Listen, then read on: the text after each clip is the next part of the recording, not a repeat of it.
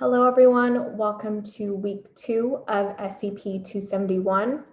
Today, we are going to be going over chapter 1 of the textbook. And so this will be a pretty general overview of the topic. We're going to talk about the field really fast and some definitions that are related to sociology of sport. We'll also be discussing a few theories that you'll need to know and be familiar with in order to really be able to think critically about a lot of the issues that we'll be discussing throughout the semester. So let's start off really easy and talk a little bit about what a sport is. So sport has a lot of different definitions, and there are a lot of situations where someone may call something a sport and another person might not see it that way, right? And so it's really hard to sort of narrow down what a sport actually is. And for example, esports, so electronic gaming, is that considered a sport? Really, it depends on what your definition of sport is. And here in this class, we're going to define it a particular way, okay? For us, it'll be a competitive physical activity that is guided by established rules. So there's three components that we're going to be defining sport as, right? Some sort of physical activities involved, right? So in this class, esports doesn't fall in that category, right? It's competitive in some way, meaning there's probably a winner and a loser or some sort of outcome. And then third, there are established rules. So it's organized in some way. And so here we have sociology, right? What is sociology? If you look at what the word means, it's the study of companionship, or in other words, the study of human social relationships and institutions. Sociology tries to describe human social organization and how and why people behave the way they do within a certain group context. So a sociologist looks for shared meaning and patterns within groups. And what we mean by that is there's a really strong influence that happens when members of the same group believe the same thing. If they believe the same thing, they're likely to act the same way. They're likely to get everyone else around them to act the same way, and that creates a culture, right? And so individuals are influenced by who and what is around them. And so when we think about sociology of sport, we are looking for these patterns among athletes. So a group of athletes, teams, when they're in their culture, how do they act? How do they behave and why? Same with coaches. Parents are a huge influence when it comes to youth sport. So we'll look at that very closely. And then we also have fans and spectators, right? And I think as participants and fans of college football or whatever sport, we tend to act certain ways. We tend to dress a certain way. We know different cultural norms. And we do that because we find shared meaning in celebrating our teams. And so why do we study sport sociology? Sport is pretty much everywhere in North American society, right? It's one of the most important social institutions that we have here. It brings in a whole ton of revenue. There are a lot of resources, time, money, media devoted to it. And over 75% of people in the United States are actually part of sport in some way, whether they're fans, they participate, what have you. So that's a lot of people. And so it's no wonder that sport influences society and people in many different ways. So that is why we are studying it here, and that is why it is its own class. You can see here that the sport industry brings in $500 billion in a single year. That was back in 2016. So what is our goal in this class? Our goal is to critically assess societal norms.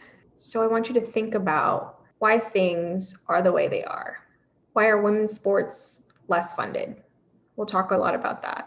Why is tennis and golf typically a predominantly white sport in terms of participants and in terms of spectators? We'll look at the underlying reasons as to why that is.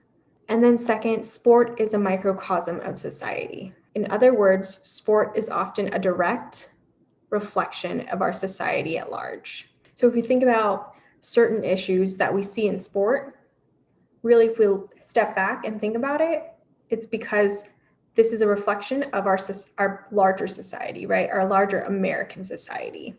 So if we do this right, we need to see sport as a window into society. Because sport is a microcosm of society, the issues that are affecting sport are also affecting society. So make sure you understand this phrase because it'll come up a lot when you talk about socioeconomic status, race, and gender. And so here we have it again. What does it mean? Sport is a microcosm of society. We have some illustrations that'll show and mirror kind of the themes that we see in society, but also in sport, right? So high degree of competitiveness.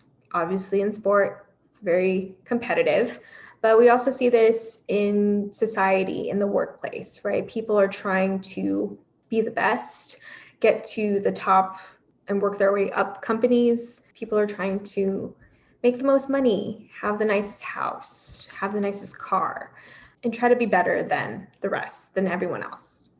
So there's also an emphasis in materialism, right? So players are always trying to get the biggest contracts. They're trying to get the most money. Stadiums are also falling into that category of trying to be the bigger, the best. You'll see some videos about some of the outrageous stadiums that are being built. Like, is that really necessary? Probably not. Of course, we have the pervasiveness of racism. As I mentioned before, there are certain sports that typically have predominantly white athletes and certain sports that have predominantly Black athletes. Why is that? If we look at coaches, pretty much all across the board, people in executive positions in sport organizations are predominantly white as well. So why is that? And it really reflects a lot of what is going on in greater society, right? We see CEOs of large companies predominantly white. So again, sport here is really reflecting and mirroring society. Male dominance in sport, we'll look into, again, why male sports are more popular in society, why there are gender inequality when it comes to salaries, things like that. Again, not just in sport, but in greater society as well. Individual domination through bureaucracy. And so we'll see this when we talk about the NCAA and how they've moved away from really supporting the individual athlete to instead doing what's best for the business, right? What's best for the revenue and income of the larger organization. So we have the unequal distribution of power in organizations. Usually this will refer to wealth, and we see that in the NCAA, right? We see coaches who have $1 million salaries while their athletes are struggling to pay for meals, pay for housing. Not to mention the owners of professional teams, right? They have all the power and a lot of say in what happens to their teams, who oftentimes forget about the interests of their players. We have the use of conflict to change unequal power relationships. And this one's mostly talking about lawsuits, boycotts, strikes, things like that, in hopes to change these power dynamics, in attempt to at least bring some sort of power back to those who have less power. And then lastly, sport is not a sanctuary. Deviance is found throughout sport. This is important, right? Because it's saying that sport isn't always fun. It isn't always fair. There's a lot of unethical things that happen within sport, a lot of corruption and cheating, and it's just not all butterflies and rainbows. So let's talk a little bit about culture. We define it as the ways of life people create in a particular society. And we're not necessarily talking about policies and laws here that you see like written in the Constitution or that sort of thing, right? These are pretty socially constructed ways of thinking. So of course, within sports teams, there's a lot of cultural aspects to being a part of the fan base of a certain team, right? Whether it's how you dress, what you do when you're at a game or competition, there are different ways that are created to help identify with the culture and make you feel like you're part of something bigger. So cultural sport practices change over time and have different forms and meanings from one place to another. And a good example of this is soccer between the United States and Europe. It's the same sport, but there are very different cultures when it comes to a sport like soccer. It's huge in Europe and other countries. And here in the United States, it has yet to really pick up in terms of popularity. And it's definitely not considered one of the top 3, 4, maybe even 5 sports in the country. So again, depending on where you are, the culture of sport can look entirely different. So why is culture important for our discussions? Culture sort of directs or limits an individual's choice, because if you go outside of what is expected, if you go outside of whatever is the normative behavior, then you're going to get some sort of backlash or feedback from those within that group. Why are you deviating away from what is expected of you? You're not able to really do what you want because you want to continue being part of that group. And that's just how humans are. You want to feel like you belong. So I briefly mentioned some of this already, but here are some definitions that you should know because we'll be talking about them a lot throughout the semester. We have norms, which are social prescriptions of how to act and dress in specified situations. Oftentimes than not, they're pretty unspoken rules for how you should behave in certain situations. Norms for how to act and dress when you're in a classroom will be very different from how you act and dress when you're at a WVU football game. Then we have values, which are criteria used for assessing merits of action, ideas, feelings, and events. Values are determined basically by what you believe is important, right? They guide you in how you make your decisions. For some people, family might be the biggest value to them. So everything that they do is done with their family in mind to benefit their family. Other people's values may be more cultural experiences. They value cultural diversity. So maybe they go and travel a lot as much as they can. Trust, loyalty, all those things are values. And really, these values are often taught to us by those closest around us. So our family, friends, depending on what group we identify with and surround ourselves with, our values can be different and they can change. Then we have roles or expectations of behavior for specific positions. We have to understand that we have expectations that are put on us in different settings. These roles are affected by the positions that we hold. Sometimes we have defined roles, such as in sports teams, right? We get picked team captain, so we are the leader of the group. Others may be more of an informal, maybe someone who is in charge of hyping people up during a game, keeping up the team energy. That is sort of their unofficial role on the team. And then we talked quite a bit about social institutions, which are just groups that tend to direct people's behavior in many ways. And these can be religious groups. Sport as a whole is a social institution, right?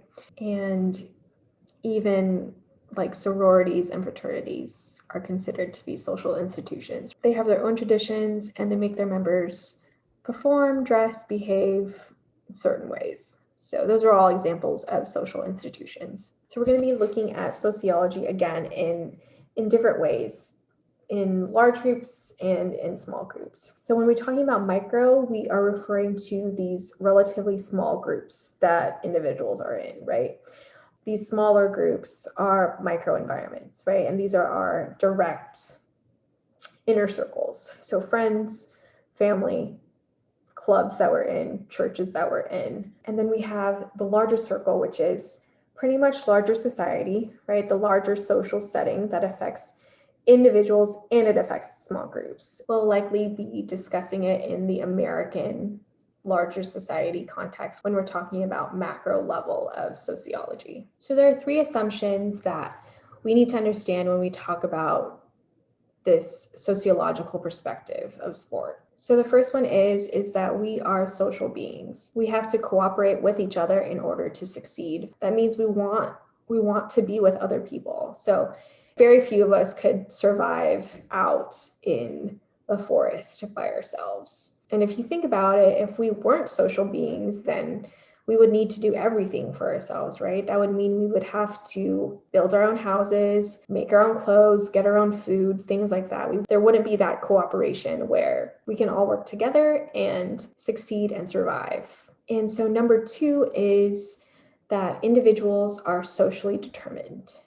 And what this means is that individuals are generally a product of their social environments. So this goes back to nature versus nurture, that debate of we become who we are because those socially and those around us are what shape us and make us who we are. And so I may be a different person with a different set of values and different set of morals just because I grew up in California and my parents are immigrants, right? Than from someone who maybe grew up here in Morgantown in West Virginia in a rural, smaller town.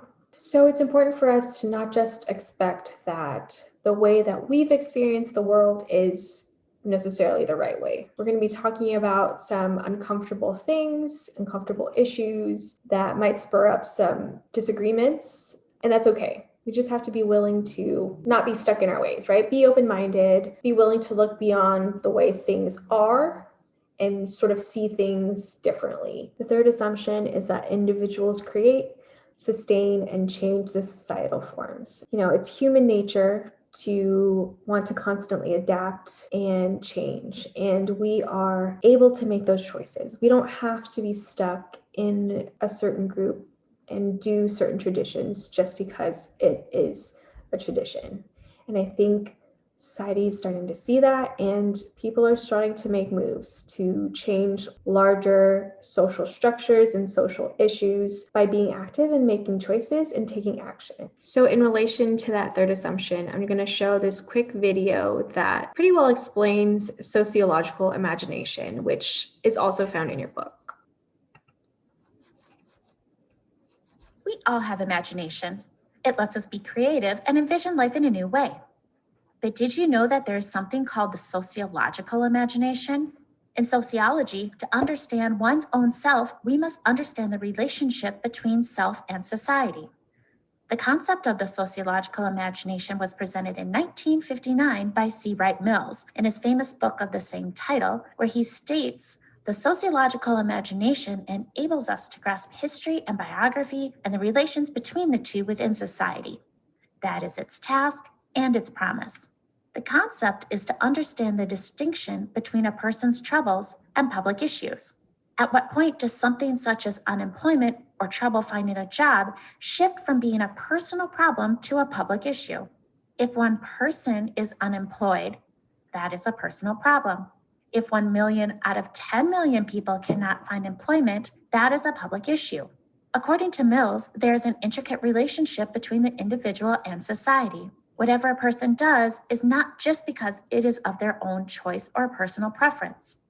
A behavior as simple as exercise can be looked at from multiple perspectives. For example, exercise can provide health benefits such as lowering blood pressure, maintaining a healthy weight, or send endorphins to help alleviate stress.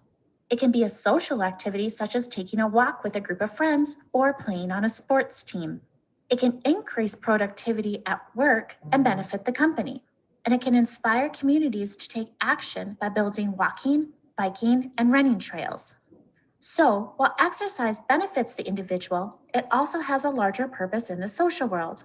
A person benefits from being surrounded by a community that encourages exercise and makes it easier for a person to do so, but it can also have the opposite effect if a person is surrounded by a community that does not emphasize exercise.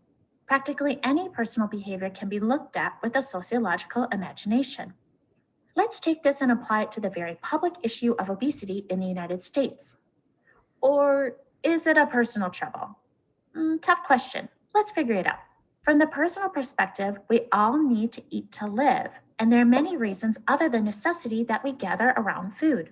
Celebrations such as birthdays, weddings, funerals, job promotions, and holidays, or just socializing with friends, often involves food. What we eat and how much we eat is within our personal control. Or is it? Let's say a person belongs to a family that often gets together for large gatherings. At these gatherings, there are often lots of burgers, chips, cookies, and desserts. Choices are limited for low-fat or healthy options. After eating, the family gathers around a fire, and not much is done in the way of activities such as walking, running, or even a family-friendly game of football. Over time, one realizes that these gatherings are contributing to the growing waistline. Well, we could say that this is a personal trouble.